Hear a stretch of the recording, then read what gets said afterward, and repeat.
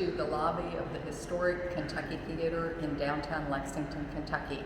My name is Jane Johnson, and I'm Dean of the Lexington Chapter of the American Guild of Organists. Our October meeting was to have been here in this space to let you all know a little bit about the history of the theater organ and how it differs from the church organs and concert organs that many of us play. However, the theater is temporarily closing due to the coronavirus pandemic, and so we're unable to bring you the program as we had originally anticipated having it.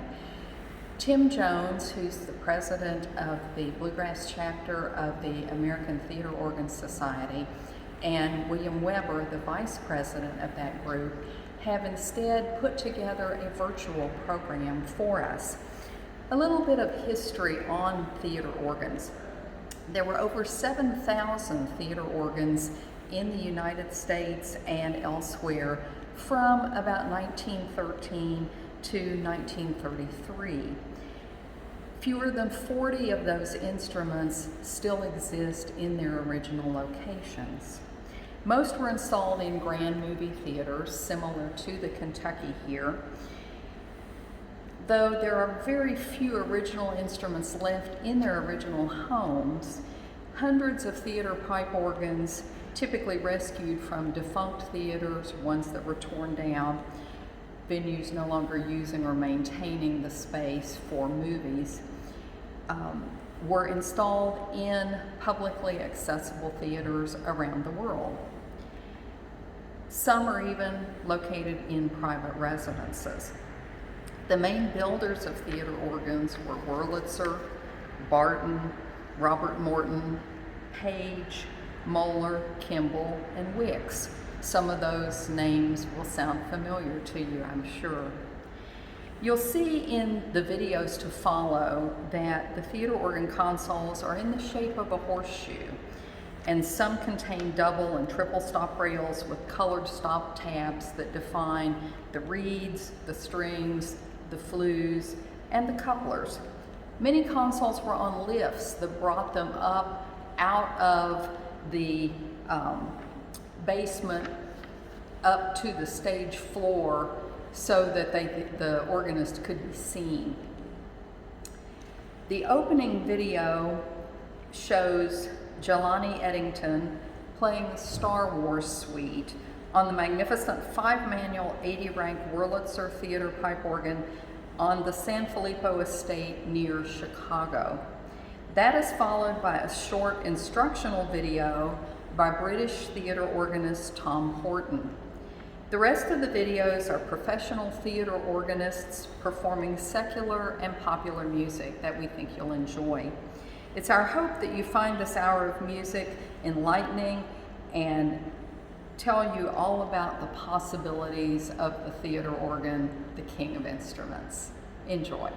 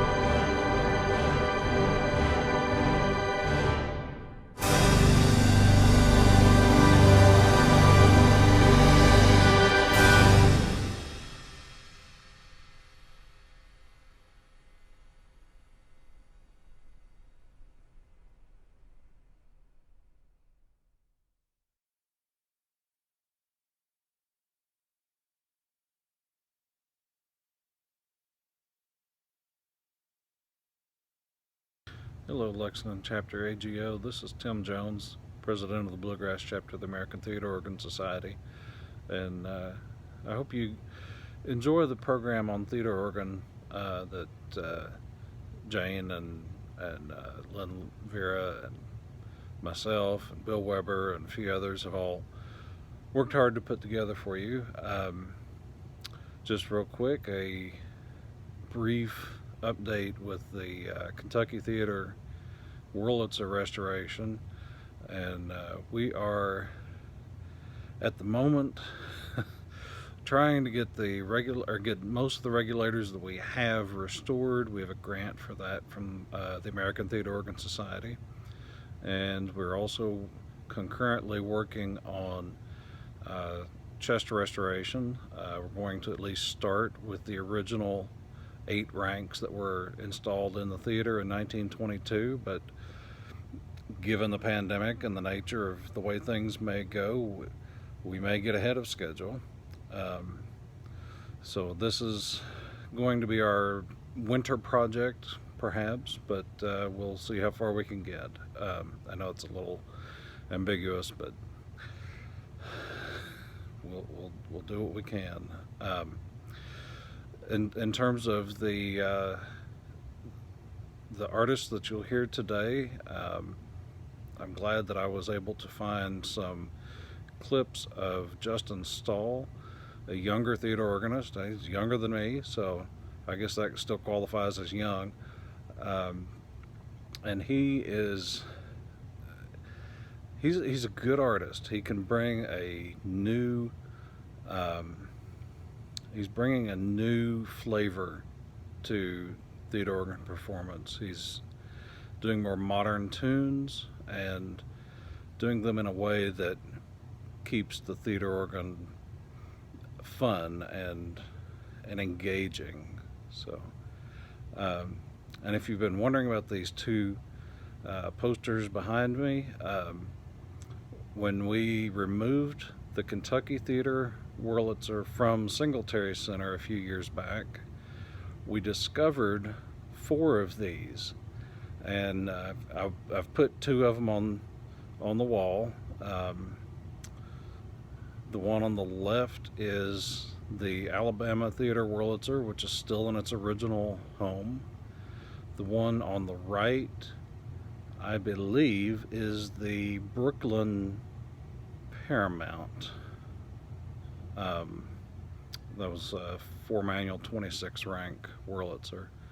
Anyway, I hope you all enjoy the program, and we'll look forward to doing more programs together. All right, take care.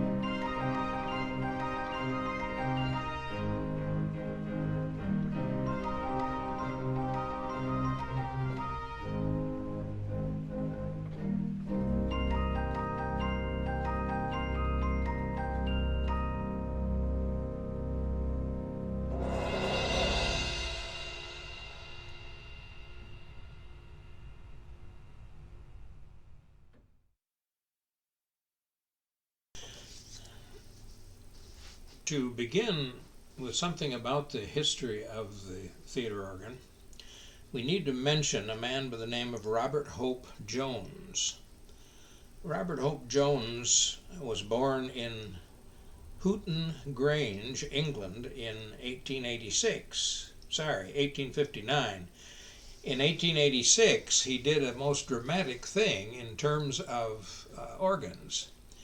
He played an organ by having the console out in the churchyard, yet the music was being produced and sounded forth from the pipes in the church. And the way he was able to do that, of course, was he ran a cable between the pipes and the console, and that caused quite a stir. This was St. John's Church, Church of England, Birkenhead, England.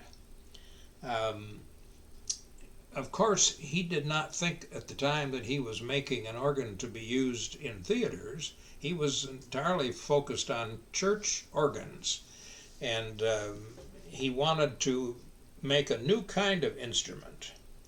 He wanted to build what we would call an orchestral organ, and that is what he did with the many early organs that he built.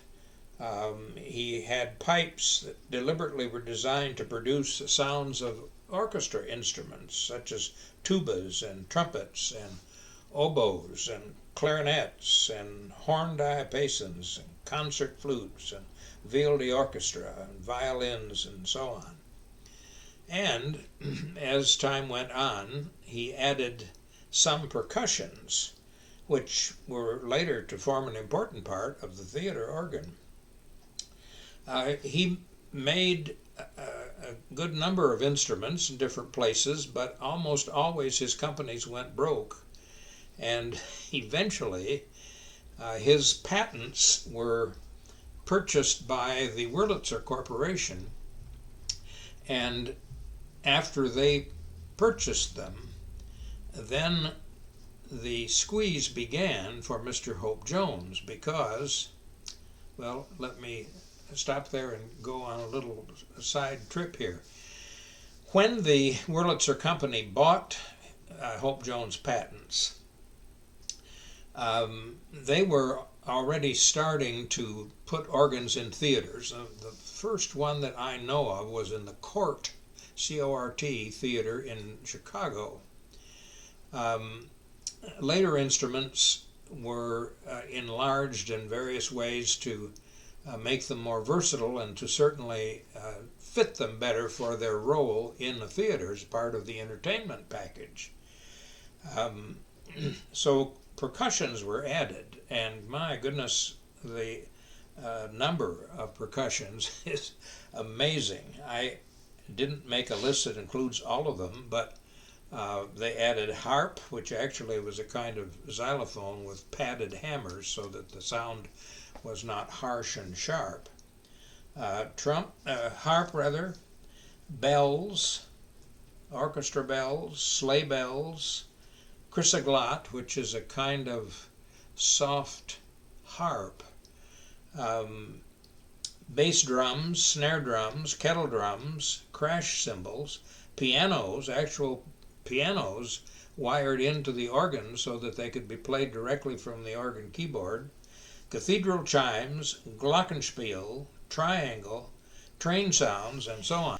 When I was a college student at Taylor University back in 1955, starting there as a freshman, a man came from Indianapolis to tune the chapel organ, and I was interested in that process, so I went over to the chapel and watched this man beginning his work. And I asked him a question. I said, "Are there any theater organs around here?" Because I came from Michigan, I didn't know Indiana. And he said, "Yes, there is one in the Anderson Paramount Theater." That was about 40 miles south of where I was when he told me this. And he said, "If you talk to them really nicely, they may let you play it." So I was more shy than that. I wrote a letter to the manager and said that I'd been given his name, that I was interested in theater organs, and I would like to come down sometime and play the organ there. He replied to me in a very nice note, and he said, come ahead, and we set a date.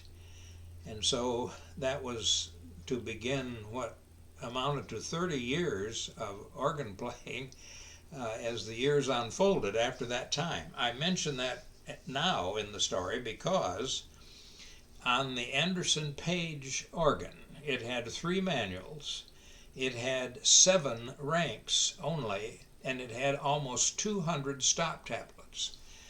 To explain that will tell you a lot about the theater organ and how it differs from church organs. And we had a special effect on that organ that I have never seen before or since. It was a reiterating cowbell.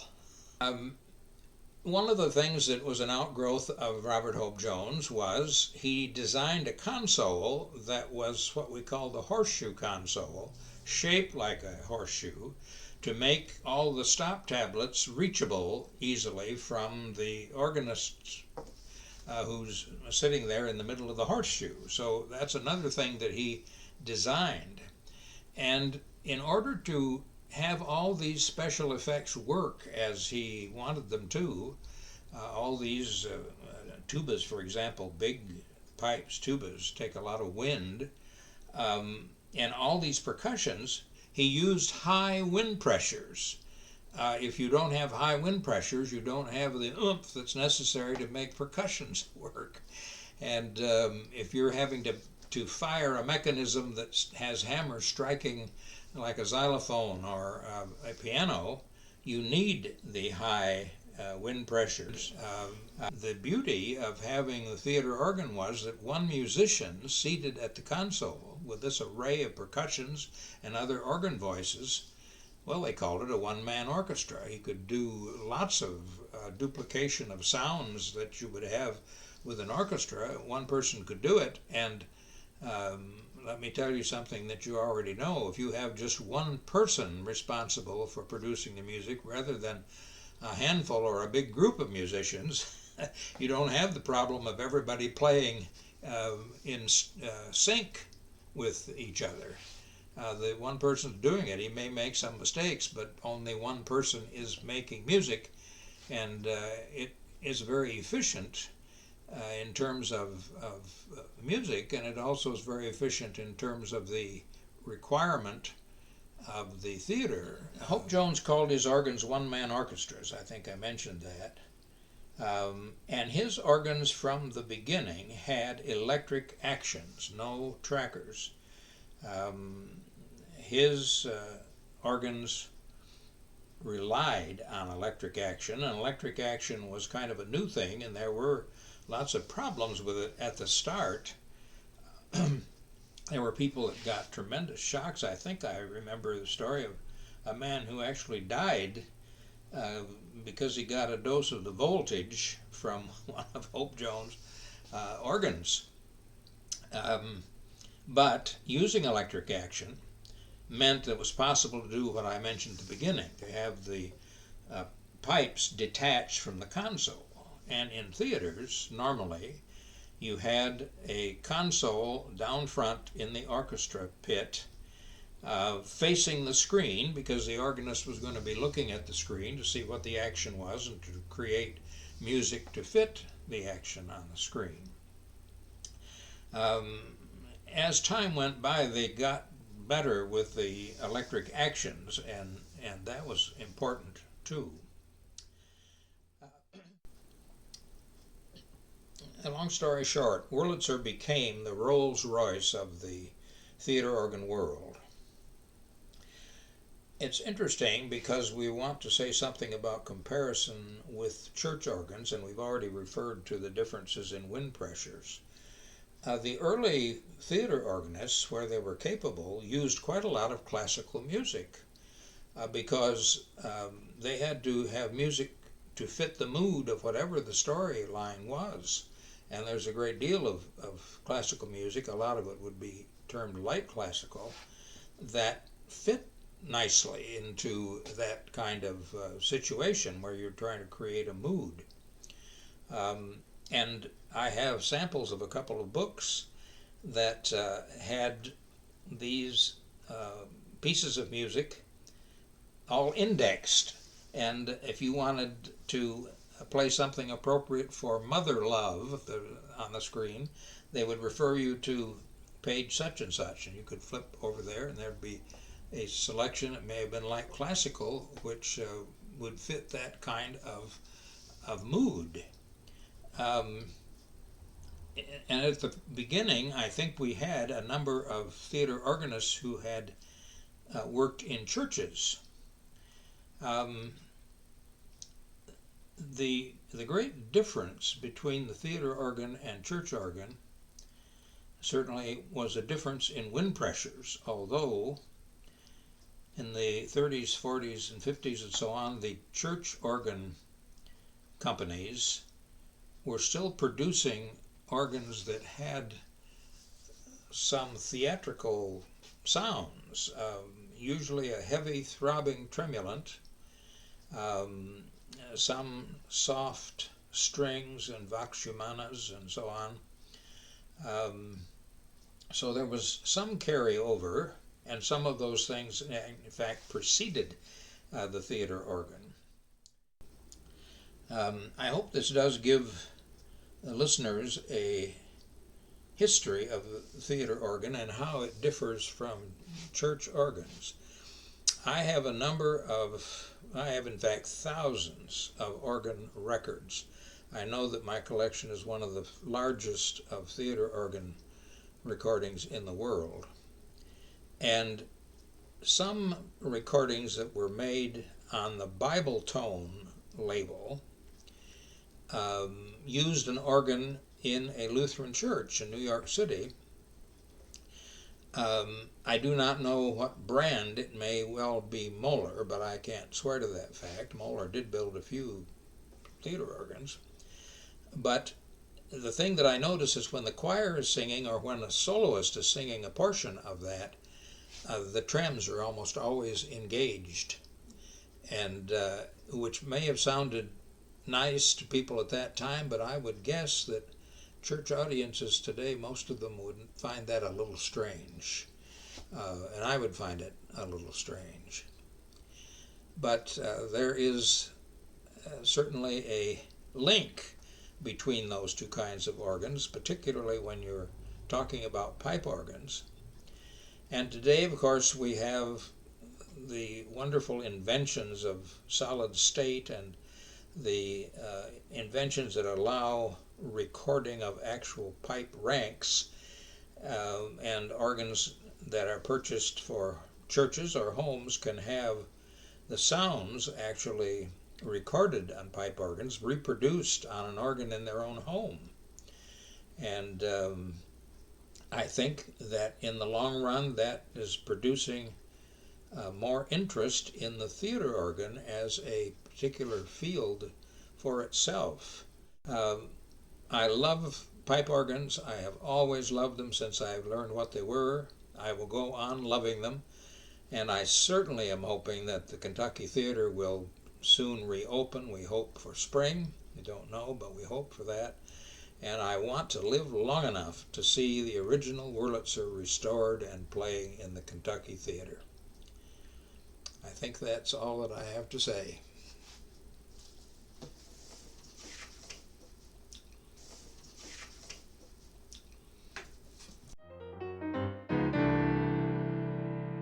Hi there, my name's Tom Horton, and thanks for joining me on my YouTube channel, Keyboard Skills Pro. I'm a professional organist, and over the years I've performed for many of the UK electronic organ clubs and also over in the United States. For a number of those years I've also performed concerts on many of the UK cinema organs. And today, with this new series of YouTube videos, I'm going to show you some hints and tips on how to play the theatre organ. So if you play and you're interested in learning some more, keep watching. We're going to show you some great hints and tips on this fantastic original 1926 Wurlitzer cinema organ. In this tutorial, I'm going to show you how the console of a theatre organ is laid out and also explain how the various stop controls work. Want to learn more? Come over the keys. Let's learn about how to play a theatre organ. Now, what you have to remember with a cinema organ is that the basic layout is the same across all of them. At some time, most of the organ manufacturers sat down and they standardised the way that the organ console was laid out and how it works.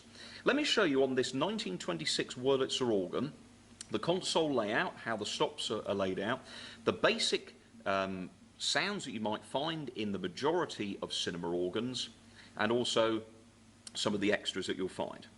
First of all, you can see that the stops go around in what we call a horseshoe sweep. This is known as a bolster sweep, and it goes all the way round from the left to the right. Unlike a church organ where you draw the stop out, on these Wurlitzer organs and Comptons and Christies and Mollers and Bartons, whatever the brand, they use tongue-shaped stops which you flick up and down. When the stop is up, the set of pipes that it controls doesn't make a sound. When it's down, it activates the electrics in the organ and makes that set of pipes work. So you can see here on these particular stops here, they're all up, and if I play the keys, they don't make any sound. If I put down the diapason stop, we get the sound coming from the organ chambers. The left side of the organ over here, these are commonly where you'll find the pedal stops, and these are where you play the bass line of your music, and this will be on the pedal keyboard. Let me put some of these down and you'll hear some really deep notes. The next section on the left is called the accompaniment, and the accompaniment is always the lower keyboard on a cinema organ.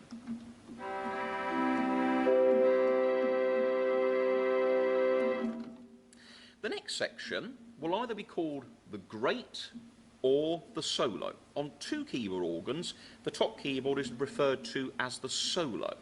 If you have three keyboards, the middle one will be called the great, and the top keyboard is normally the solo. It might be what we call a coupler keyboard where it has a very small set of stops.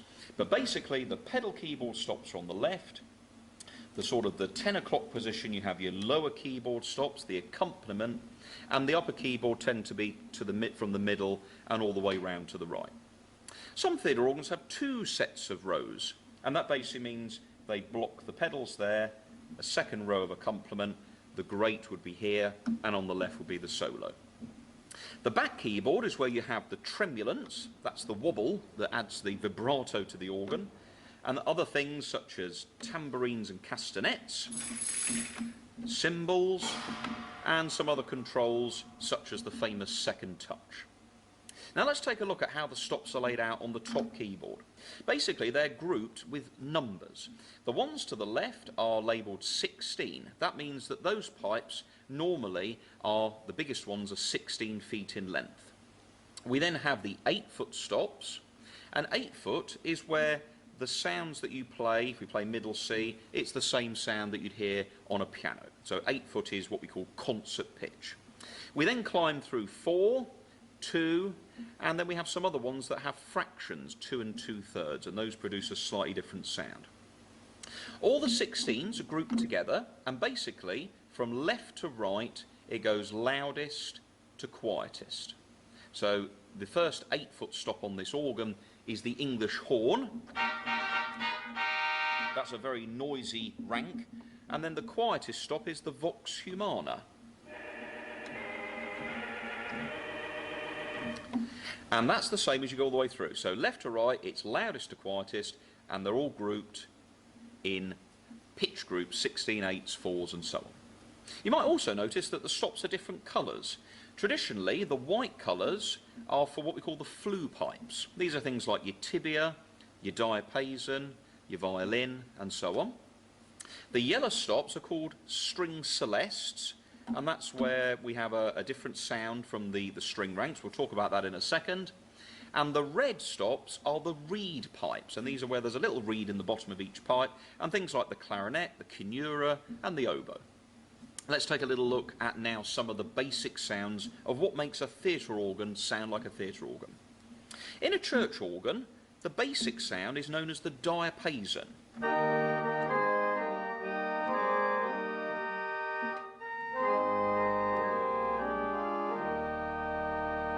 And we have that particular rank of stops in a cinema organ, but that's what you tend to find in a church organ.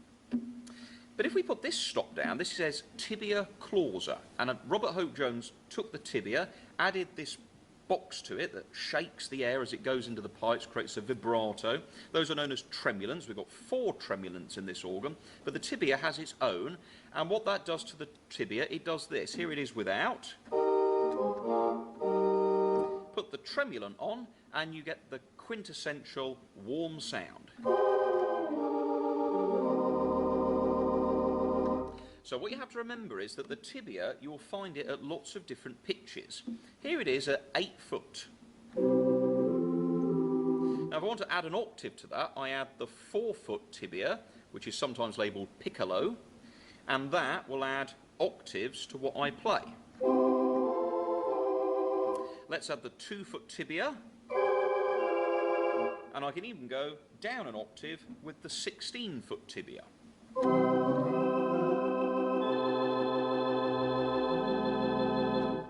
And so you'll find that all across the organ. On the accompaniment, you'll find it at 8 and 4, possibly 2.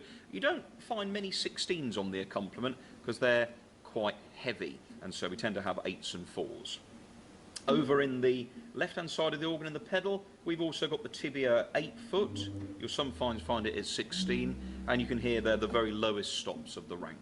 So the tibia is the most commonly found sound in a cinema organ. The next one you'll find is a flute. That sounds a bit like this, and that's a very useful sound. We then have a violin, which is like a string rank, and again we can hear that at 4 foot. We then got a trumpet, and that sounds a bit like this. There's many different kinds of trumpets. This one's known as a style D Wurlitzer trumpet. And you'll also probably find a vox humana. Vox humana is Latin for human voice, and this will basically give you the imitation of people singing.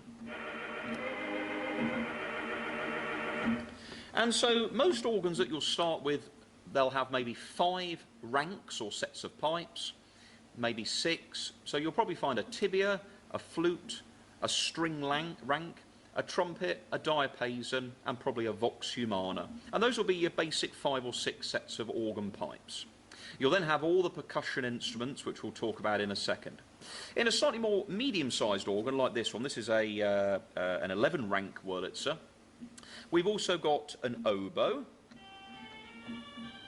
Sounds very sort of thin and reedy. We've also got the clarinet. We've got a very buzzy reed pipe called a canura.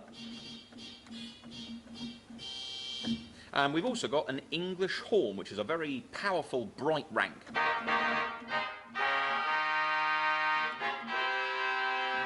Now, in bigger organs, you'll have more strings. You'll have probably 2 tibias and 2 vox humanas. And the reason for that is they can make them sound, with tibias, you can have what they call a solo tibia, which is very powerful. And then you can have another tibia which is on a lower wind pressure, and that's better for accompaniment work. Notice how that if I play with the tremulants on, I get a lovely, sweet sound from the organ.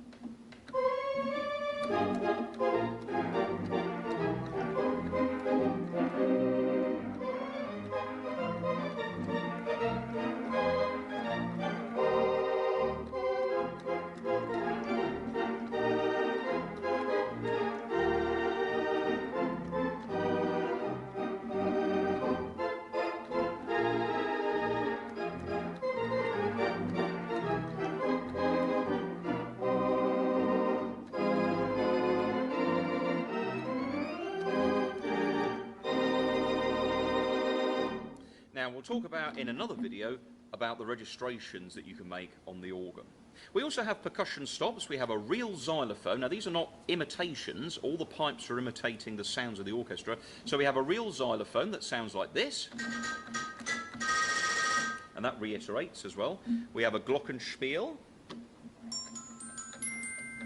And little hammers hit tuned metal bars. We have cathedral chimes.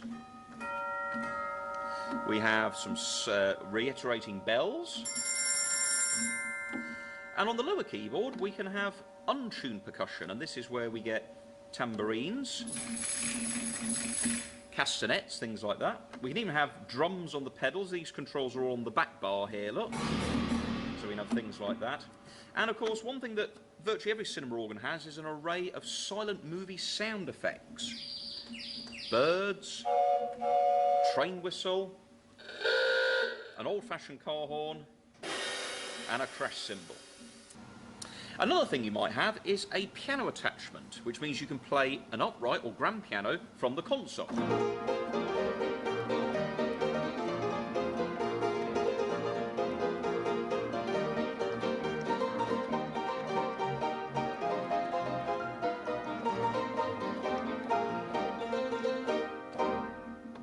But that's something that some cinema organs had added on. Going back to the stops on the top keyboard, we also have the ability to make the organ sound bigger by adding what they call the octave coupler. So if I'm playing a sound with these stops on, each of those keys can have an octave added to it by putting the octave on. So that makes the sound a lot bigger, very useful at the end of a piece of music like this.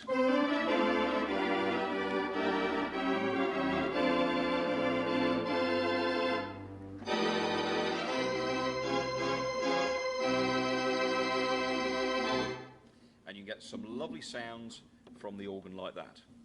The last thing I'm going to show you is a thing called second touch. This is completely unique to cinema organs. Basically what second touch is, it allows you to play extra pipes by pushing certain keys on the keyboard a bit harder. Here are 4 stops on the lower keyboard, and on the second touch controls I've put the trumpet and the tibia down. If I push the keys down sort of normally, I go into the first set of contacts. But watch what happens if I push this key a little bit harder. You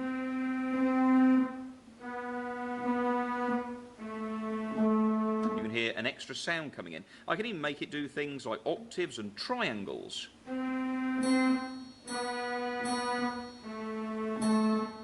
And that allows you to add counter melody to the accompaniment. It almost makes it sound like a third line of music is playing. So I hope that's been informative. If you'd like to learn more, please subscribe to the channel, please comment positively or share the video at the bottom. This is part of a series of videos, so if you've enjoyed learning about how the theatre organ console's laid out, watch the next video where I show you some basic hints and tips on registrations. Thanks for watching Keyboard Skills Pro. My name's Tom Horton. Thanks a lot.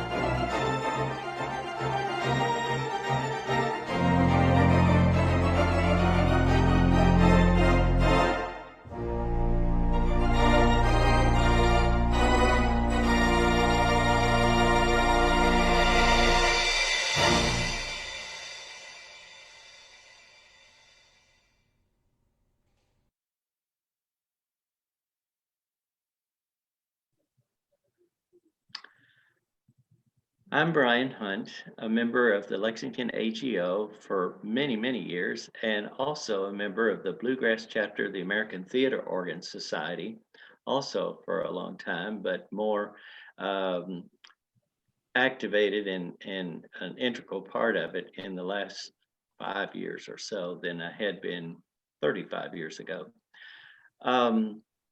As far as my interest in both both sides of the organ world, one of the earliest memories I have of ever hearing organ music was an old 78 recording of Ken Griffin, one of the early, I think maybe theater and popular organists of the day in the 40s and 50s.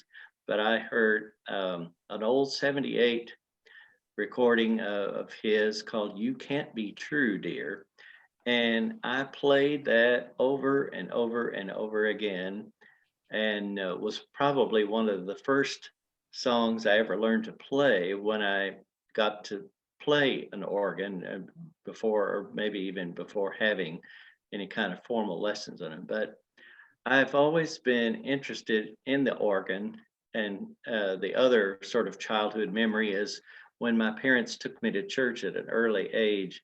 We always had to sit on the side of the church where the organist was, and I would watch the organist play and take note of every detail, and then try to imitate him by running my hands back and forth across the pew racks where the hymnals were. So apparently I was destined to do this from an early age. But the kind of cool thing about being interested in the theater organ world is the opportunity to take some liberties or draw freedom from the printed page and sort of make the music your own, somewhat different from our traditional church or classical organ training would require of us, to do more strictly what's on the page and leave maybe just personal interpretation to registrations and so forth. But the theater organ world gives you a whole host of new opportunities to both take liberties with the music itself, but also in how you play it, whether you really change up your interpretations. And of course, anyone that's at all familiar with the theater organ would understand that there's quite a vast differences of sounds in a theater organ as opposed to a regular classical or church instrument.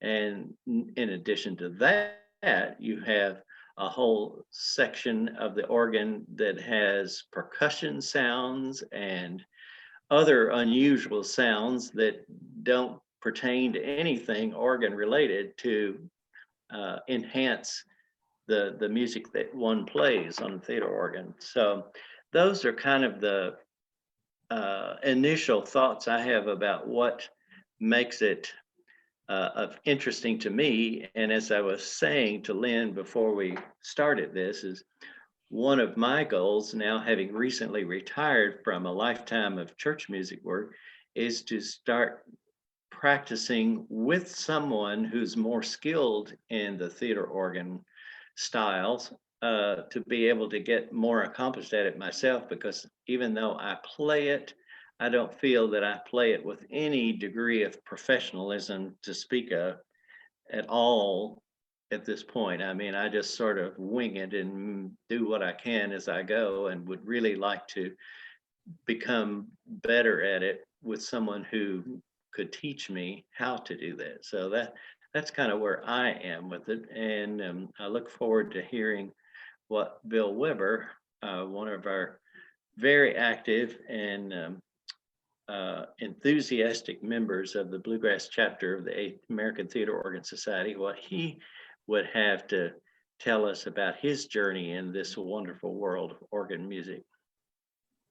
Thank you. Hi, my name is William Weber. Most of you know me as Bill.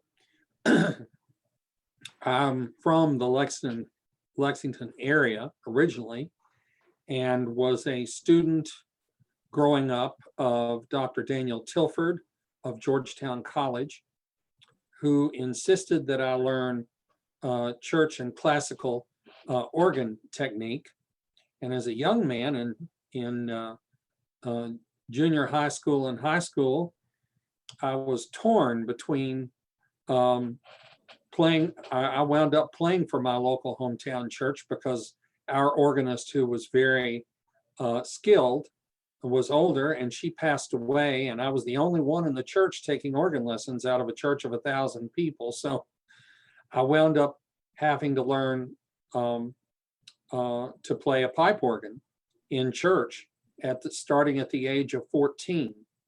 And the tug and the tug of war and the push and the pull on me was even greater at that age, because I was also interested in gospel organ and wound up being an organist for a crusade evangelist for a while when I was 19 and 20 years old. And also I took some organ lessons here as a young man in high school from Dave Perry here in Lexington, who was a local jazz and pop organist. My parents bought me a Hammond B3, and I practiced on it and the Kilgan pipe organ at church. I too had a Ken Griffin album like Brian did. Mine was called River Songs. Cruising Down the River was the name of the album. And it had all these wonderful songs about rivers, beautiful Ohio, and up the lazy river, and on the banks of the Wabash far away, and all these wonderful old songs that I learned as a young man. I copied what he was doing on the record because I could play by ear as well as by sight reading off the printed page. I was also involved in gospel music professionally for a while, and none of that you could do from the printed page. And I was mainly a pianist at that time. So I had a bunch of different things tugging on me, and I never really understood what my place was as an organist for a long time. But I wound up going into church music and getting trained to be a church musician. And never really paid much attention to theater organ. But remember, as a crusade organist for an evangelist, I had some mentors from that group. One was probably, other than Don Hustat, the most famous gospel organist in American history. His name was Bob Anderson, with an E-N on the end of his name. He's still alive. He's in California. He's kind of in a nursing home status, so I can't talk to him anymore. But I asked him a few years ago, when he was still able to speak to me, Bob, I used to sit at your feet during revivals and camp meetings. We were both the organist for Wilmore Camp Meeting here for several years. And I followed him, of course. And I used to sit at his feet, and I would learn his licks, how he did things, both pedal wise and the stylings of being a gospel organist. And I asked him 4 or 5 years ago, when he was still able to speak to me, Bob, where did you get your style from? And he said to me, I'll never forget it, there was this theater organist by the name of George Wright, and I liked to copy him. So then I knew it was okay for me to really become a theater organist as well as a trained church musician. About 8 years ago, I was asked to be on a board that was working on the restoration of the 3-manual 18-rank Wurlitzer in the Kentucky, that was original to the Kentucky Theater in 1926. And I joined the board, And I had a lot of learning to do, because playing a theater organ, I found out really quickly, was not the same as being a classically trained organist or a church organist.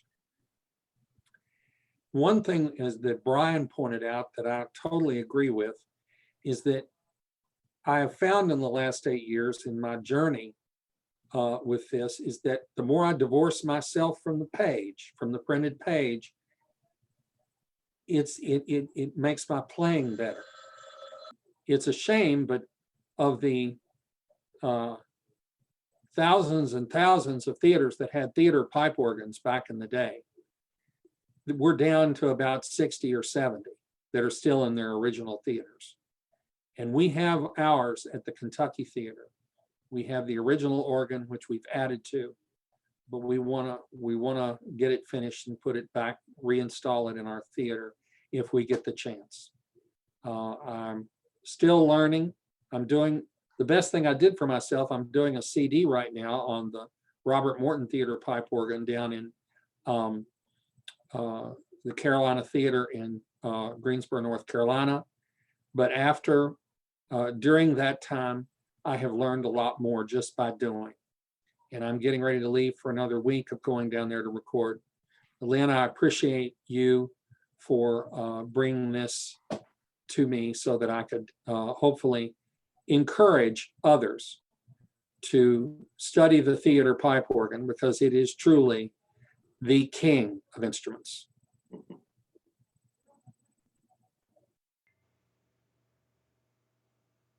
Hello, I'm Lynn Vera. I'm a retired church organist and longtime member of the AGO. Last year, I joined the Bluegrass Chapter of ATOS. I'm so fortunate to have Dr. John Landon and other chapter officers as mentors, and I'm learning all I can as fast as I can. It gives me much enjoyment to learn and play this new type of literature, new to me. I hope you enjoyed this video and learned a few new things about the theater organ. Thank you to everyone who assisted me in this project, from brainstorming ideas to providing content and permissions to use it.